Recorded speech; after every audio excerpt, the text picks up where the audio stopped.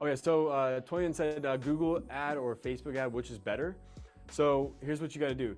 You would spend money on Google, spend money on Google to attract the customer, right? So the person in need of adult day services, you would spend on Google.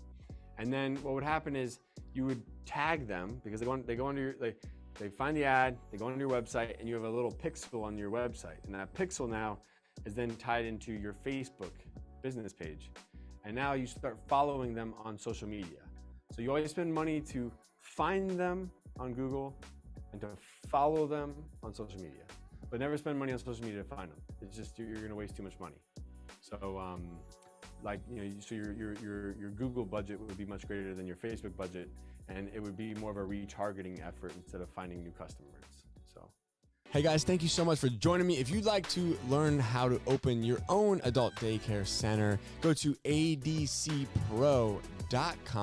If you'd like the latest business tips, click here, and make sure you subscribe to our channel. Click here. We'll see you guys next time.